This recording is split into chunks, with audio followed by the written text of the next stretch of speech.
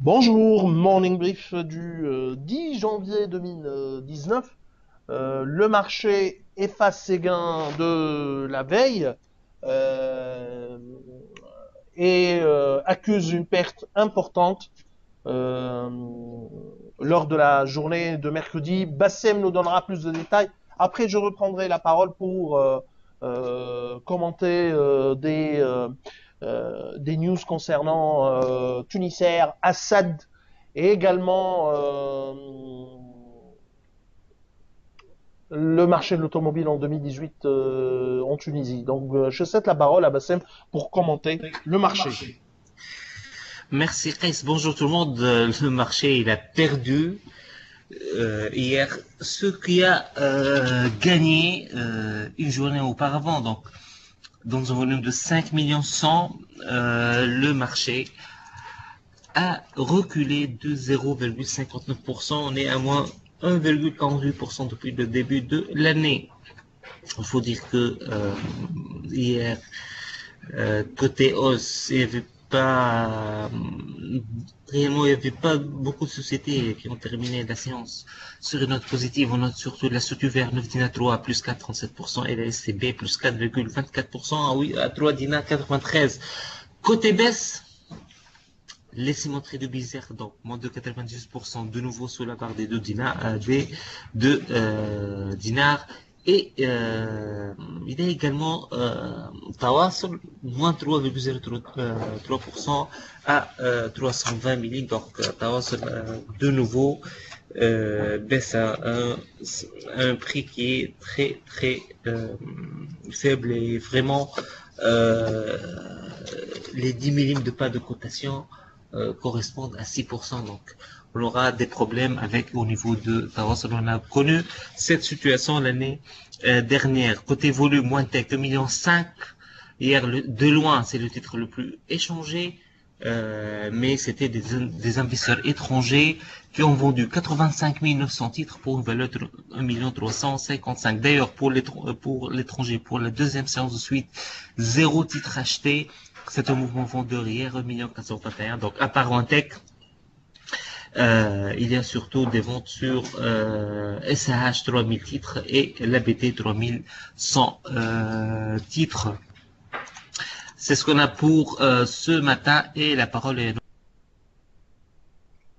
Allô? Oui, donc le marché qui a négativement réagi durant ces dernières semaines par rapport à Tunisair et la question du rapport de la Cour des comptes, mais également les propos euh, contradictoires de Taboub et de JTT. Par contre, en ce qui concerne l'activité durant le mois de décembre, c'était une activité en croissance, en ligne avec les attentes, mais une bonne croissance pour Tunisair, avec un trafic aérien qui a progressé de 2,8%. L'activité régulière a augmenté de 1,5% pour la première fois de son histoire. C'est ce qui a été déclaré par son en PDG, par le premier dirigeant du transporteur aérien. Le coefficient de remplissage de Tunisair dépasse la barre de 72% à 72,7%. Nous, on était sur un load factor, un coefficient de remplissage de 72,8%, donc attendu par Alpha Maya. Donc c'est en ligne avec nos attentes. Juste pour rappel, Tunisair n'a pas encore publié ses comptes 2017 et l'AGE qui devrait approuver le principe d'augmentation de capital ne s'est pas encore réuni. C'est tout ce qu'on sait que le dossier Tunisair, le plan de restructuration Tunisair fera l'objet d'un conseil ministériel dans les prochains ou dans les prochaines semaines. Et une décision doit être prise le plus tôt possible, sachant que officiellement, il y a eu l'annonce ou les prévisions du premier vol Tunis-New York, c'est avril, annoncé pour avril 2020. Mais également, il y a la possibilité de prévoir ou de planifier ou d'introduire un vol vers la Chine, un vol vraisemblablement vers Pékin. Alors, l'autre actualité qui concerne le marché, l'automobile en Tunisie, bah, les chiffres étaient attendus en baisse et le volume de vente des véhicules neufs en Tunisie a reculé en 2018. La baisse pour les véhicules neufs, pour toutes les catégories, a atteint 19,3% à 51 376.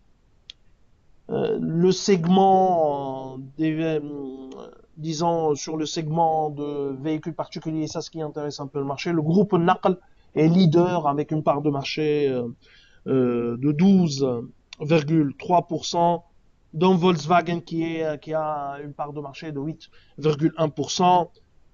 Ce qu'il faut retenir, c'est que il n'y aura pas une augmentation. Nous, du moins, on ne prévoit pas une augmentation des volumes de vente à périmètre constant en 2019.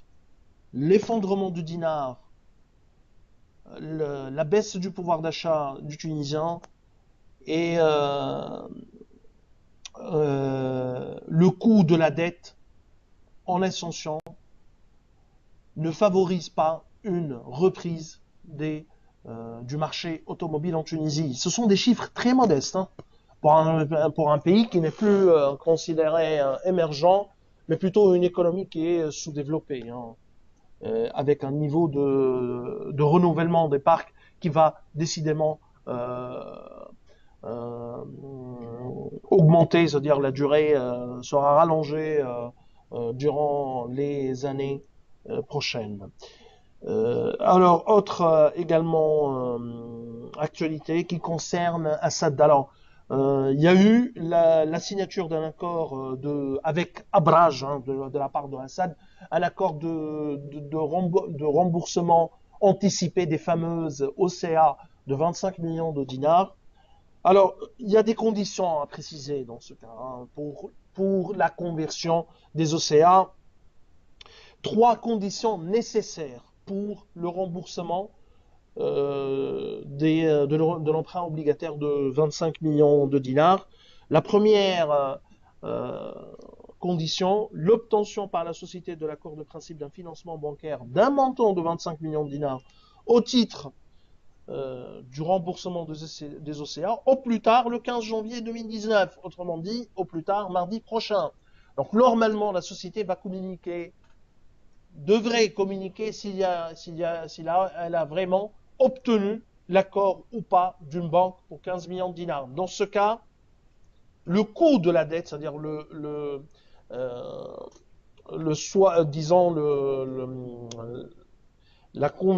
remboursement de la dette et par le dette convertible par la dette bancaire sera plus coûteux vu que les taux ont augmenté durant les dernières semaines.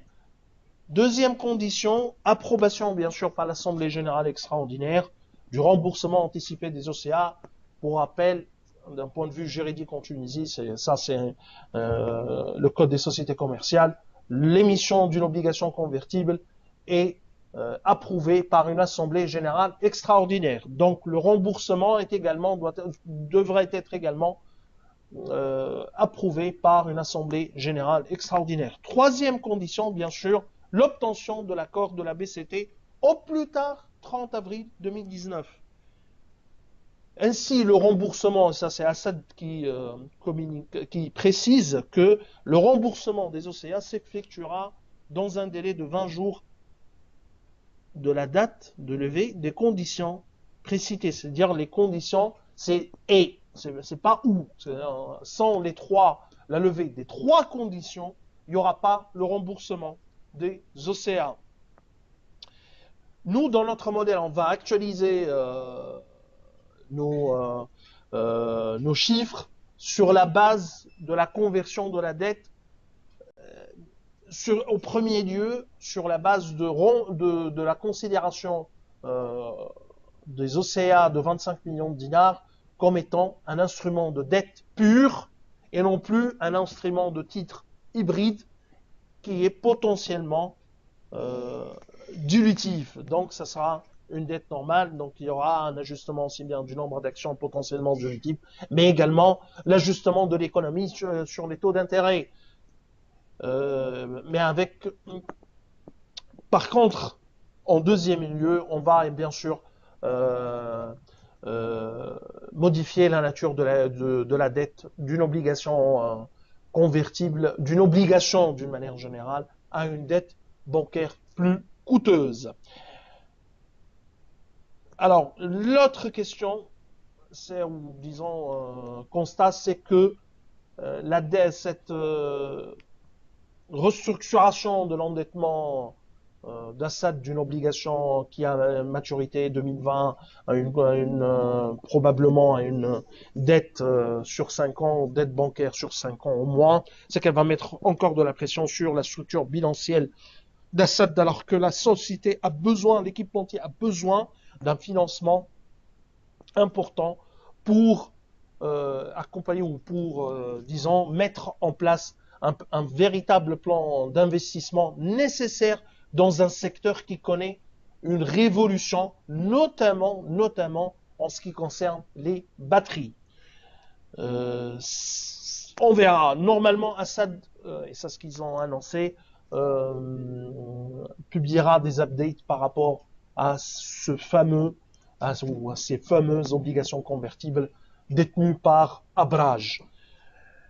Alors, actualité également qui concerne et qui traduit les difficultés ou les difficultés de la première condition d'Assad, c'est l'assèchement de liquidités en Tunisie et le durcissement du crédit également en Tunisie. C'est que on a BTK qui a annoncé la levée de seulement 7 millions 5 de 7 millions 3 de dinars en ce qui concerne sa dette son emprunt subordonné 7 millions 3 alors qu'il était prévu de 2 millions susceptibles de 10 millions susceptibles d'être portés à 15 millions de dinars, sachant qu'il y a actuellement des négociations en cours pour ce qui est ou pour la finalisation de l'entrée en capital de BCP ou du rachat de BCP, de la participation des 60% détenus par BPCE, mais également l'autre partie du capital co-détenu à 50% à 40%, disons. C'est 20% détenu par l'État tunisien et 20% par le fonds souverain koweïtien et fera l'objet également de négociations avec BCP en ce qui concerne l'entrée en capital de la banque marocaine. Alors c'est tout ce qu'on a pour ce matin. Nous vous remercions pour votre attention et on vous donne rendez-vous pour demain matin. Au revoir.